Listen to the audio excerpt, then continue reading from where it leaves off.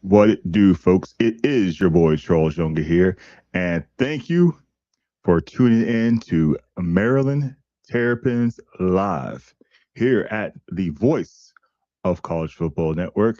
I am your host, Charles Younger, and you can follow me across all social media as you can see below at Charles Younger. That's CharlesNYonga. That is CharlesNYonga. And before we get started, I want to request for all the millions and millions of fans out there to subscribe to the channel and all the pages of the Voice of College Football Network. Click that like button and share this video with all of your college football fan friends. Today's show, we're going to talk a little bit about the college football championship between the number 1 Indiana Hoosiers versus the number 10 Miami Hurricane, and pretty much what we consider a home game for Miami since it is being played in Hard Rock Stadium in Miami, Florida. We're going to talk a little bit about an award given to one of our illustrious freshman players from this past recruiting class who won an award for becoming basically all-American freshman. We'll talk a little bit about the recruiting court class led by Zion Ellie from and then we will also talk a little bit about the transfer portal and what that means for the program moving forward. So, please, please subscribe to the channel, click that like button, and share this with all of your college football fans. Okay, first things first, excuse me. And that is the college football championship game. This coming Monday on Martin Luther King Jr. Day, the college football playoffs concludes with the national championship game at Hard Rock Stadium in Miami, Florida. Like I said earlier, this literally is a home game for I can't really call them a Cinderella team, and the number 10 Miami Hurricanes will face the number 1 team in the nation, the Indiana Hoosiers. Still very hard to believe that the Indiana Hoosiers, who have historically been the worst college football program in the history of college football. Every team, it's the worst. Yeah, so it's interesting how they are looking for their first national title in the school's history as the Hurricanes seek their 6th title and their first since 2001. And that 2001 team, by the way, that 2001 Miami team was stacked. I'm just want to tell you, some of the names on that team will blow your mind how many first-round draft picks were on that team. So if you have the opportunity, do it after the show, or you can do it while you're doing the show. I mean, you can multitask if you can. Google the 2001 Miami Hurricanes and see how loaded that team was. Indiana is coming off a complete decimation of the Oregon Ducks by the score of 56-22 in the Chick-fil-A Peach Bowl. And Miami advanced the title game with a 31-27 victory over number 6 Ole Miss in the Verbo Fiesta Bowl. That game was quite amazing, came down to the wire, and hats off to Ole Miss for competing as long as they did, but the U came through. A lot of SEC teams are crying about this because their teams did not show up. Alabama got smoked, Georgia got beat, Ole Miss got beat, Oklahoma got beat, Texas didn't make it. So SEC, if you want to be in this game next year, do better, play better, and just be better. Let's talk about a few of the key matchups of this game. We'll start with under center. It's the 2 QBs. Heisman winner, Indiana's Fernando Mendoza, and 87-year-old Carson Beck from Miami. I kid Carson Beck's age because he is in his 5th or 6th year, but he was a part of a Georgia Bulldogs team. He was not the starter, I believe, but he was the backup. The heir apparent who won back-to-back national championships in 2022 and 23.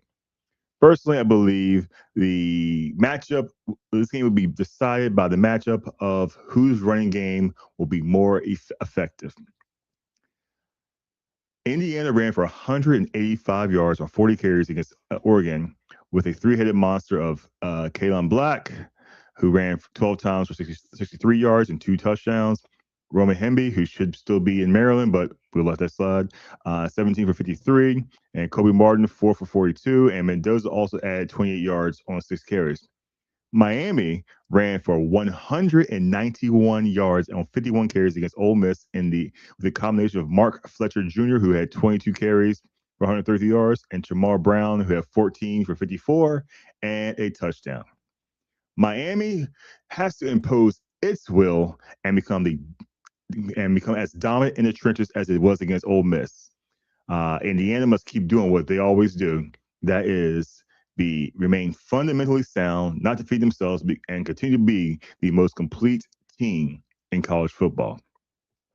My prediction for this game is Indiana, they will run the table.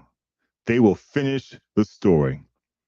Indiana pulls out the greatest turnaround in sports history and wins the national championship over Miami 34-31 in a fantastic matchup for the ages. Now, why do I pick the score of 34-31? Well, put it this way. I think Miami's offensive defensive lines will keep them in the game. Miami will be able to run the ball effectively and somehow keep themselves in this game against Indiana. Because as you saw, 50 carries, they were committed to run the ball. They were saying, hey, here it is, here it comes. Can you stop it? And for the most part, Ole Miss was not able to stop it. Ole Miss was not able to, make the biggest play at the end of the day, and Ole Miss was not able to make a play at the end of the game to either tie the game, put the game back into excuse me, where I had the numbers here right in front of me, and I completely lost it. They were down by 4. They were not able to come down and score a touchdown at the end of the game.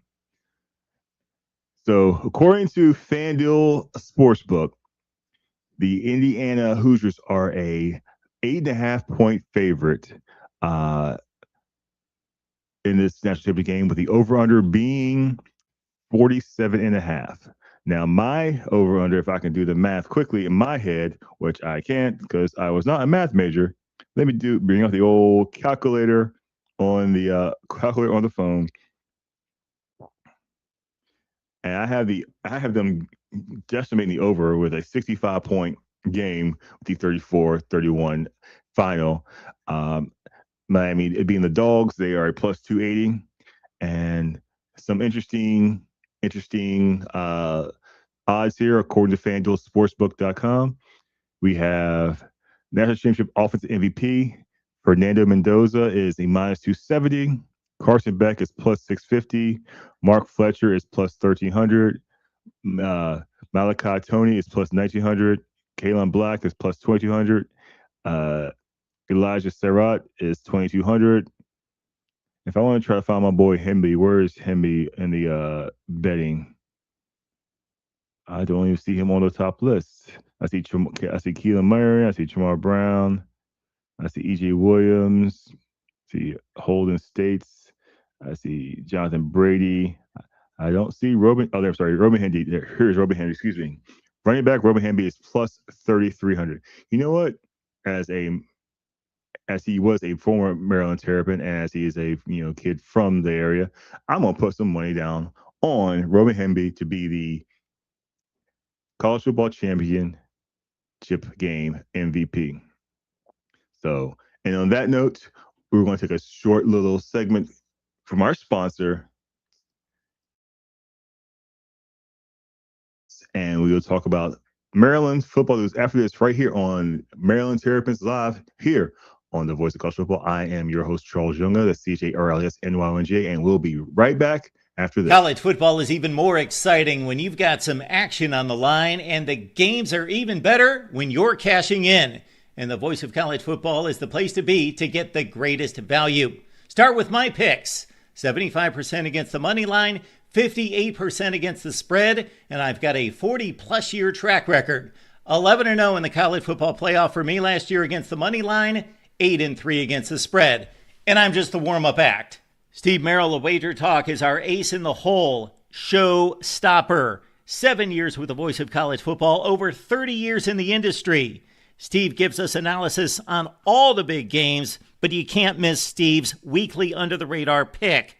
28-12 against the spread the last 3 years. You also get picks from some of our top analysts here at the Voice of College Football, including Corey Bratta, Matt Zemek, and Steve Dace. Check out those numbers. Become a YouTube or Patreon member for just $99 per month. Go to the main channel on YouTube, click join, and then select the betting tier. Do the same thing on Patreon. Make 2025 a winner now. Make 2025 a winner now with the Voice of College Football. I am your host, Charles Younger, here on Maryland Terrapins Live.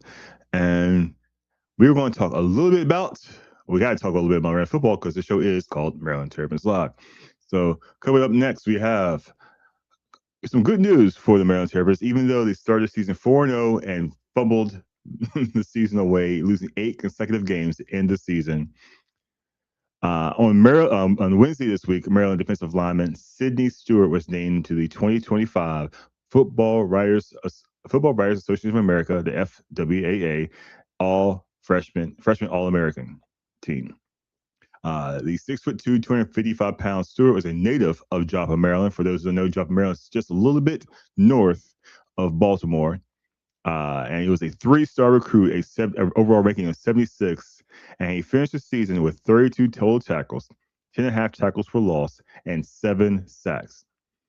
Now, you think about that, he was even the highest rated recruit on the freshman on the defensive line who actually outperformed everybody else because he came in behind Zahir Mathis, who was a 4-star recruit from from Imhotep Institute Charter High School out of Philadelphia, Pennsylvania.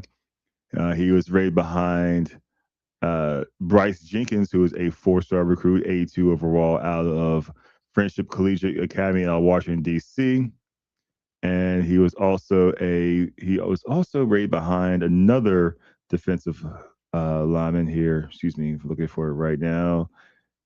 Nasir Taylor, who was a 77 overall, who was a defensive tackle out of Riverdale Baptist High School out of Upper Marlboro, right down the street from where I live. Sidney Stewart was a 76 overall coming out of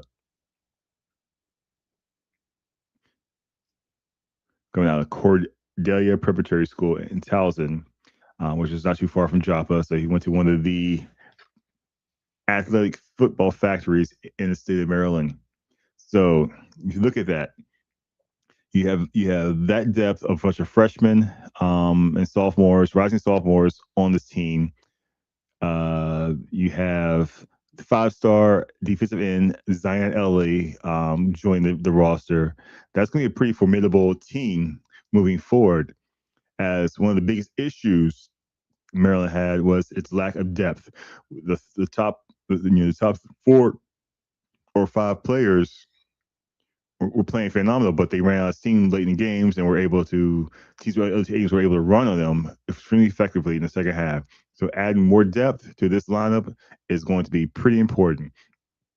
Because like I said, this line, like I said, with Mathis, Jenkins, Taylor, White, Wrecker, and then Sidney Stewart, that's 1, 2, 3, 4, 5, 6, 7 guys plus Ellie 8, and some other recruits we'll talk about in the next segment, and in the transfer portal who are going to help solidify this Maryland front 7, who will look to get more pressure on the quarterback, more downhill field pressure on the lines where they can stop the run for once instead of playing 2.5 great quarters and then giving up a huge play on the ground of the running game that will says, hey, Ole, go to the end zone. We can't stop because we're tired.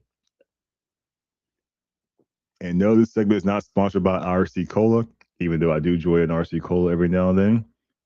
Way better than Coke, way better than Pepsi. But I digress. So this is going to be an interesting year for the Maryland recruits.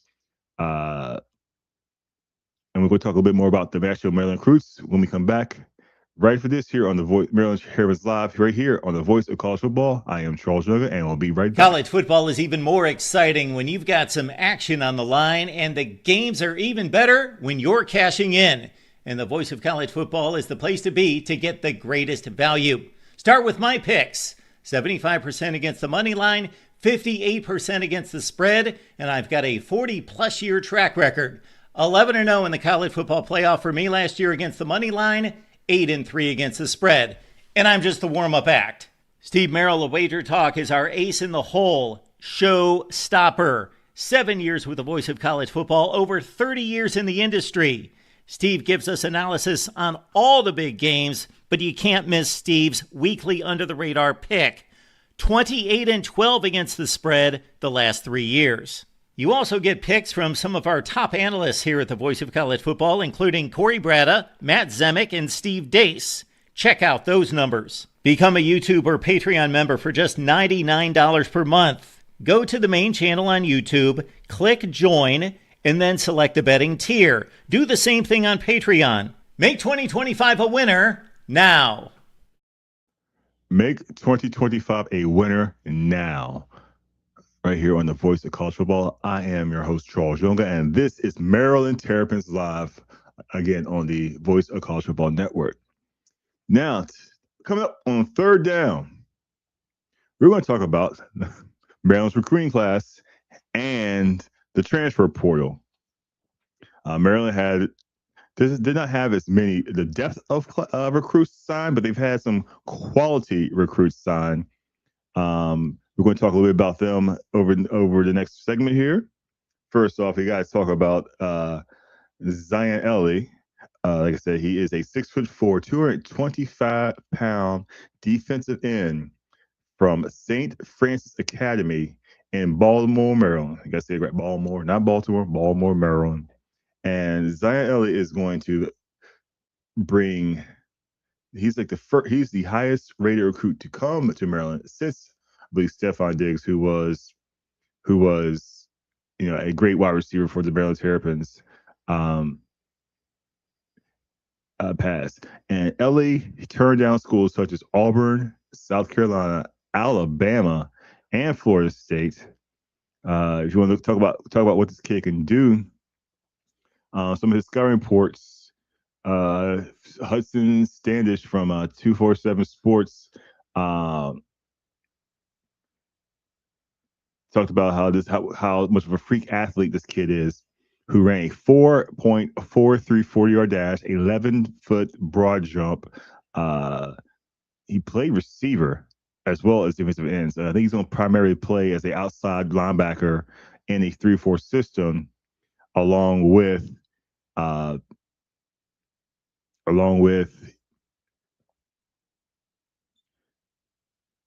Carter, who's going to be inside linebacker, who is out of Lamar County High School, a 4-star recruit at Barnesville, Georgia. So you have Daniel Wingate as one of the linebackers. You have Ellie coming as an outside rusher. You have, I'm bringing up the linebacking core here again, because the linebacking core was surprisingly good this year. You have Daniel Wingate, he's a rising senior who is on the Butkus Award watch list. You have Trey Reddick, a rising junior. You have Keyshawn Flowers, a rising junior. Tavares Daniels II, a rising sophomore. Carlton Smith, a rising sophomore. Gary James, a rising junior. Darius Grimes, a rising redshirt junior. And Chris Wells, a rising redshirt junior. And lastly, Kellen McConnell, a rising redshirt sophomore.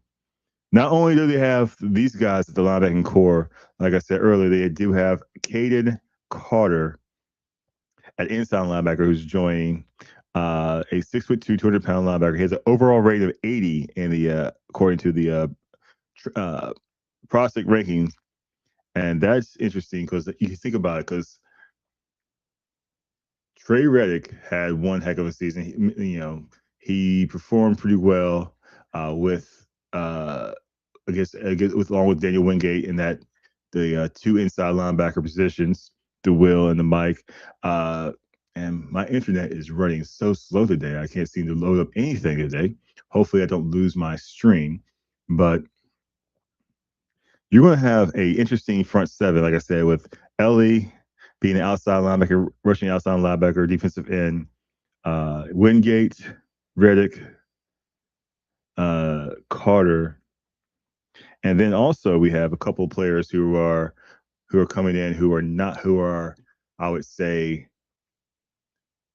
3-star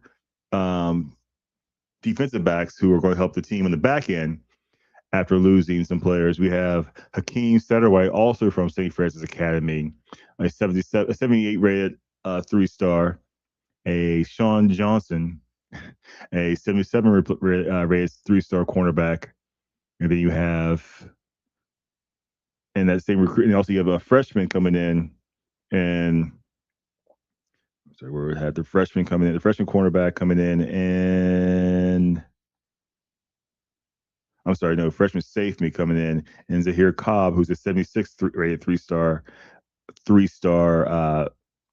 safety. And all these guys are here to help improve a Maryland defense that shown signs of flashes of greatness, having interceptions in every game, sometimes multiple interceptions in several games, but just somehow it always seemed to falter in the third and fourth quarter to where they were not able to hold a lead. They blew so many leads. Games they were up on Washington, up on Nebraska. They were. And after that, it was just downhill. All the rest of the season, they were just downhill. They did not like. We did not like how this team played in the second half. Hopefully, with all these new recruits and some more transfers in, let's talk a little about those transfers. We have defensive tackle Derek LeBlanc, who's transferring in from, I believe, it's Texas. Derek LeBlanc. Yeah, transferring from Texas. You have another defensive tackle. I'm sorry, Central Florida. Derek LeBlanc transferring from Central Florida. You have Levon Johnson, who's transferring in from the University of Texas. You have, who else we have here coming in, transferring in? We have Amari Jackson, a cornerback, transferring in from Boston College. We also have on offense. We have, sorry, one more transfer we have coming in, and my internet just went down again. Oh my goodness, this is now Verizon acts like they want their home internet to act up, unlike their cell phone service they did yesterday. For those who were affected by that, talking in the comments about that. But when we come back here in a few minutes, we're going to talk about my final thoughts on this week in football, etc., and how Maryland looks to do throughout the summer into the next season. So stay tuned for the Voice of College Football. I am Charles Younger, and here's Maryland Terrapins Live on the Voice of College Football. College football is even more exciting when you've got some action on the line, and the games are even better when you're cashing in. And the Voice of College Football is the place to be to get the greatest value. Start with my picks. 75% against the money line, 58% against the spread, and I've got a 40-plus year track record. 11-0 in the college football playoff for me last year against the money line, 8-3 against the spread. And I'm just the warm-up act.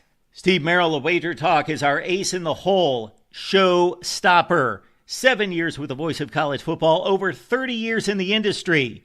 Steve gives us analysis on all the big games, but you can't miss Steve's weekly under-the-radar pick. 28-12 against the spread the last 3 years. You also get picks from some of our top analysts here at the Voice of College Football, including Corey Bratta, Matt Zemek, and Steve Dace. Check out those numbers. Become a YouTube or Patreon member for just $99 per month. Go to the main channel on YouTube, click Join, and then select the betting tier. Do the same thing on Patreon. Make 2025 a winner now. Making 2025 a winner now here on the Voice of College Football Network. This is Maryland Terrapins Live. I am your host, Charles Younger. You can follow me across all social media platforms at Charles Younger. That's CharlesNYonga.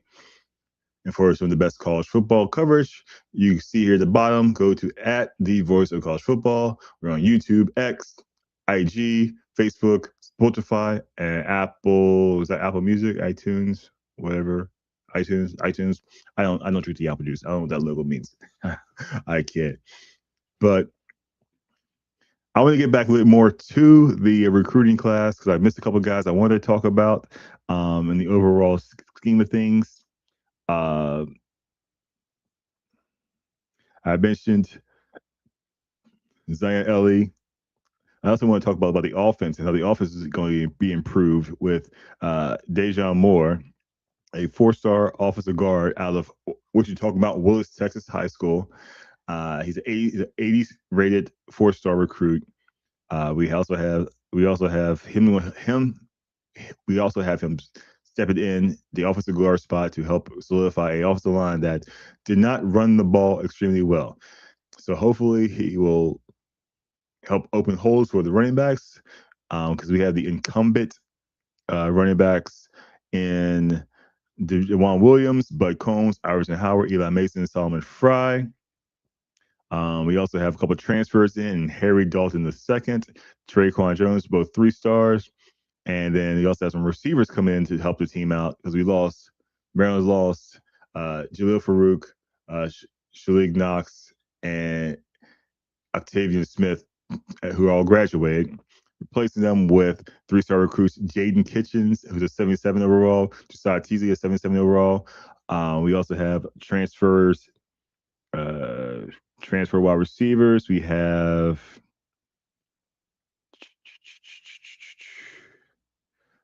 Naeem Abdul Rahim Galding transferring in from ODU. We have Chris Durr Jr., who's transferring in from the University of Wyoming. We have several other athletes, as they say in Canada, who are joining the team this year, and that is interesting. Couple players I'm excited to see take the field. We also have back another offensive lineman, a 3-star, 79 overall rated Jesse Booty, offensive tackle out of the Imhotep Institute Charter High School in Philly. We also have a Javante Williams, a 6'4" tight end, 3-star, 78 overall recruit coming in out of Bullis School at Potomac, Maryland.